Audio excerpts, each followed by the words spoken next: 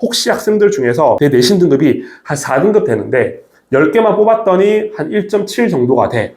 그러면 나 적극적으로 지원해봐야지. 절대 안 됩니다. 불교 추천, 그리고 농어촌 전형, 그리고 뭐 기회 균형 이런 특수 전형들은 사실 입시 결과가 큰 의미가 없습니다.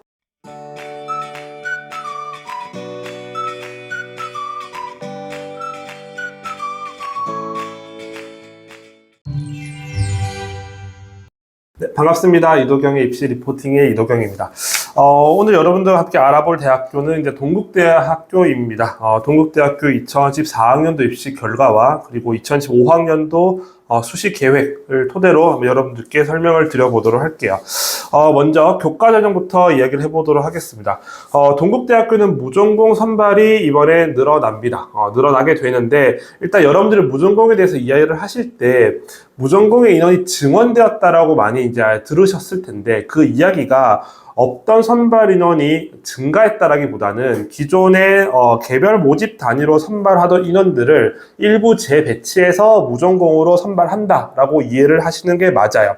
그래서 동국대학교도 2024학년도와 2025학년도의 교과전형 선발 인원을 비교를 해보면 2014학년도는 인문계열이 201명, 그리고 2025학년도는 194명으로 약 6명 정도 줄어요.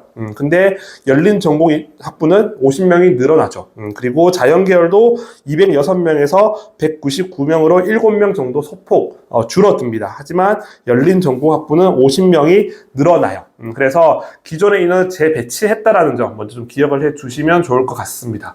자, 무전공부터 살펴보도록 할 텐데 먼저 열린 전공학부 인문, 그리고 열린 전공학부 자연, 그리고 바이오 시스템 대학에서 지금 무전공으로 선발을 해요. 근데 이거는 종합 전형은 선발하지 않고 교과 전형으로만 선발을 하고 있습니다. 기억해 주시고요. 자, 일단 열린 전공학부로 여러분이 입학을 했을 때 인문계열 50명, 자연계열 50명을 별도로 선발하고 있지만 여러분들이 전공을 선택할 때는 인문, 자연 어디든 다 갈 수 있습니다. 그래서 문과대학, 이과대학, 법과, 그리고 사회과학, 그리고 경찰, 사법, 경영, 그리고 자연계열의 공과, 첨단, 융합대학 모두 다 갈 수 있고요. 갈 수 없는 대학이 사범, 그리고 약학, 예체능, 그리고 바이오 시스템 대학은 별도로 모집하고 있기 때문에 그 4개 단과대학은 진입이 불가능하다라는 점 여러분들 기억을 해주시면 될 것 같아요. 그러면 무전공 학과를 어떤 기준으로 대학에서 평가를 할 건지 여러분들 알고 가셔야 되죠. 그래서 열린 전공학부 인문은 일단 언어 역량을 기본 더해서 사회적 소양이에요. 그래서 국어, 영어, 외국어 교과 중심의 소통 역량에 더해서 사회교과 중심의 소양. 외국어 교과가 왜 들어왔을까라고 좀 여러분들 궁금해 하실 텐데 아마 외고나 국제고 학생들을 좀 타겟으로 하지 않았을까라고 예상을 해보고요. 열린 전공학부 자연의 경우에는 수학적 역량의 기본, 그리고 거기에 과학적 소양입니다. 그래서 수학교과 중심의 논리적 사고 역량에 더해서 과학교과 중심의 소양, 그리고 바이오 시스템 대학은 과학적 역량의 수학적 소양을 평가를 한다라는 점 기억을 해주시면 될 것 같아요. 자, 이제 여러분들 동국대학교 학교장 추천을 딱 들으셨을 때 여기는 내신을 거의 보지 않아. 이건 사실 비교과 그 학생부 종합전형이야라는 이야기를 많이 들어보셨을 텐데 맞습니다. 전형의 분류상으로는 교과로 분류가 되어 있지만 사실상 교과의 탈을 쓴 종합전형으로 보시면 돼요. 왜냐하면 교과 70%의 비중이 거의 변별력이 거의 없다라고 보시면 돼요. 왜 그러냐면 지금 학교장 추천 인재는 전체 이수 과목 중에서 등급으로 표시되는 과목 중에서 가장 우수한 10개 과목만 반영을 해요. 10개 반영을 하게 되는데 그 등급별 환산 점수를 계산을 할 때 1등급은 10점이고요. 2등급은 9.99점이고요. 3등급은 9.95점을 줘요. 그러니까 1등급과 2등급의 차이는 0.1점이고 1등급과 3등급도 0.05점밖에 차이가 나지 않는 거죠. 이거를 700점 환산 점수로 환산을 시켰을 때 10과목을 모두 1등급 받은 친구는 700점. 근데 10과목을 모두 2등급 받은 친구는 699.3점이에요. 즉 0.7점밖에 차이가 나지 않는 거죠. 700점 만점에. 그리고 10과목을 모두 3등급 받은 친구가 696.5점이에요. 즉 전 과목 1등급 받은 친구와 비교하더라도 약 3.5점밖에 차이가 나지 않는 거죠. 사실상 이 70%에 대한 변별력이 거의 없기 때문에 이 서류 점수로 학생들을 선발을 한다.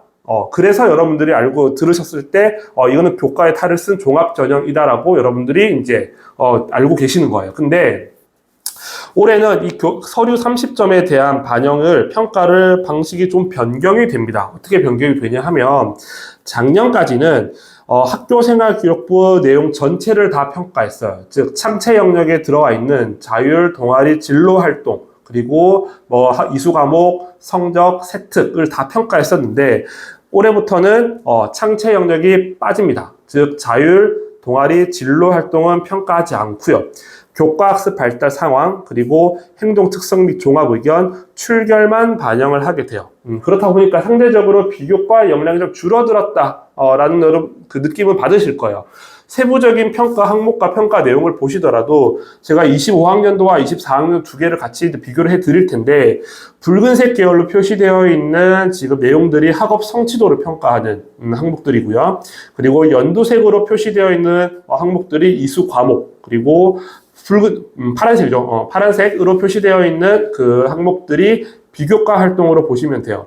그러면 2014학년도에는 푸른색으로 표시되어 있는 내용들이 제법 많이 있었는데 2025학년도로 넘어오면 대폭 줄어들었다는 것을 확인할 수 있을 거예요.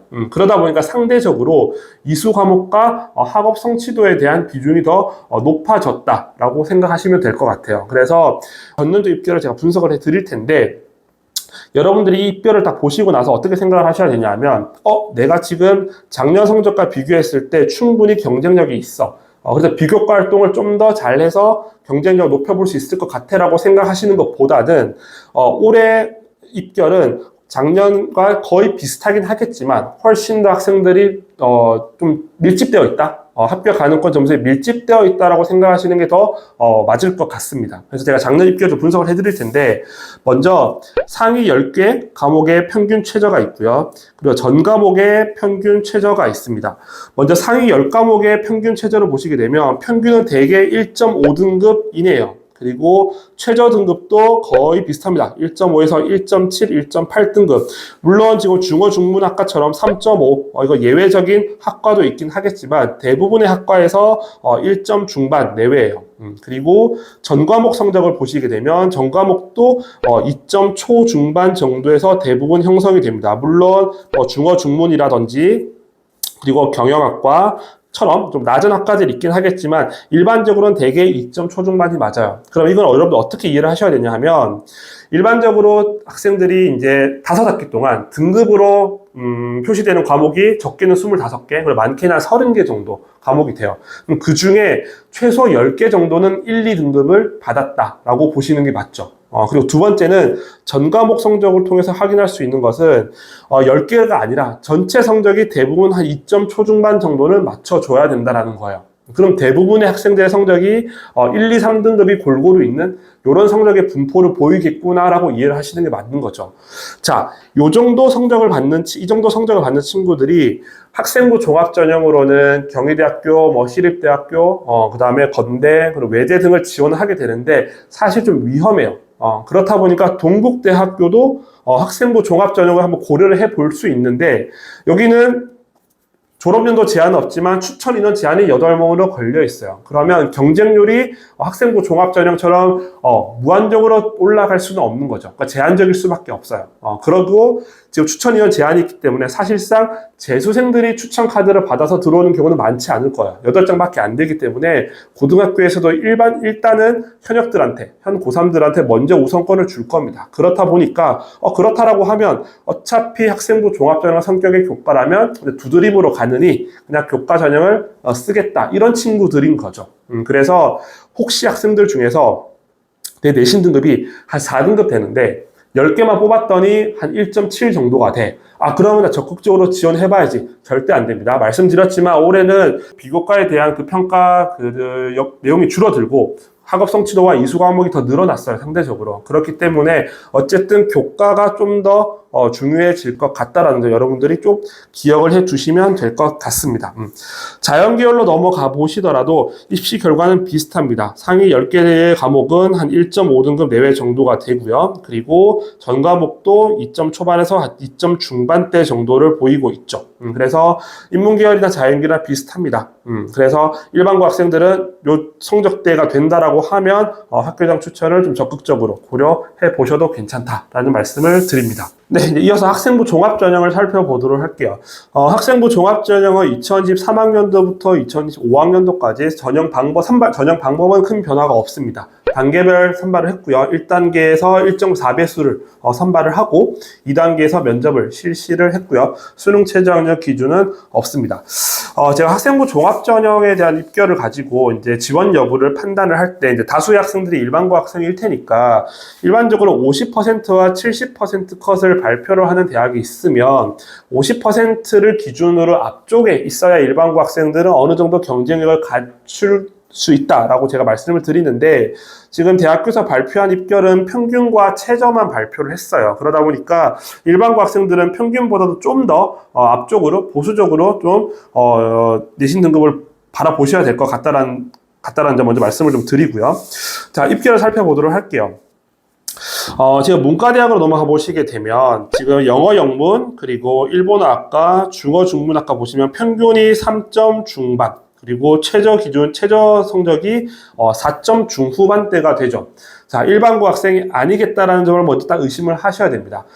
동국대학교도 상위 15개 대학교에 포함이 되죠. 그러다 보니까 전국에 있는 외고와 국제고 학생들이 적극 고려하는 대학들 중에 하나예요. 문과대학에서 어문 계열은. 그래서 일반고 학생들이 쉽게 생각하고 지원했다가는 좀 크게 혼날 수 있다는 점을 기억을 해 주시고요. 철학과나 사학과로 딱 내려오시게 되면 여기부터는 누가 봐도 일반고이겠다라는 느낌이 딱 들죠. 2점 초중반대 그리고 최저 등급도 2점 한 중반대 정도이기 때문에 일반고라고 보시면 될 것 같고요. 법학과에도 평균이 2.34, 최저는 4.14, 최저는 일반고 아닐 거예요. 자, 사회과학계로 넘어가시더라도 대부분의 학과가 평균은 한 2점 초중반 정도가 돼요. 2점 중반대, 중후반 정도가 되고 최저는 굉장히 낮습니다. 지금 경제는 6.0이고요. 식품산업관리 5.77, 광고옥보 4.14, 국제통상 4.74, 정치외교 4.78 등급 이 부분들은 다 외고 국제고 학생의 확률이 매우 높습니다. 일반고 학생들은 한 2점 초중반 정도의 위치를 해야 내신 등급에서는 경쟁력이 있다라고 보시면 될 것 같고요. 경찰행정학부, 동국대의 대표적인 학과죠. 시그니처 학과이고, 평균이 2.18, 그리고 최저는 2.60 등급이에요. 제 경험으로 말씀을 드리면, 경찰행정학부를 학생부 종합전형으로 일반고 학생이 들어갈 경우 한 1.5등급, 1.6, 1.7등급에서 주로 많이 합격을 했던 것 같아요. 그래서 아까 말씀드렸지만 좀 성적이 낮은 학생들은 일반고가 아닐 경우 가능성이 높기 때문에 일반고 학생들은 경찰행정학부는 1점대 한 중후반 정도에서 위치를 해야 경쟁력이 있다라고 보시면 될 것 같습니다. 자, 경영학과 보시면 경영, 회계, 경영정보학과도 평균은 3점 초반. 하지만 최저는 4점 후에서 5점을 넘어서고 있죠. 자, 평균이 3점이기 때문에 결국은 최저 등급 친구들이 평균을 떨어뜨린 거예요. 일반고 학생들이 지원할 경우에는 마찬가지로 2점 초중반 정도의 위치를 하셔야 됩니다. 사범계열도 비슷합니다. 평균은 2점 초중 그리고 최저는 3점에서 국어교육은 4.25 등급으로 굉장히 낮았네요. 작년에. 자, 그리고 이과대학으로 넘어가 보도록 하겠습니다. 자, 문과대학과 이과대학, 문과계열과 이과계열이 살짝 차이는 좀 있어요. 뭐냐 하면, 문과계열은 외고 국제고 학생들이 전국에 굉장히 많죠. 그리고 상위 15개 대학교까지는 이제 많이 고려를 합니다. 그리고 이 친구들이 최상위 대학으로 갈 수 있는 것은 서울대학교예요. 하지만 자연계열은 좀 이야기 다르죠.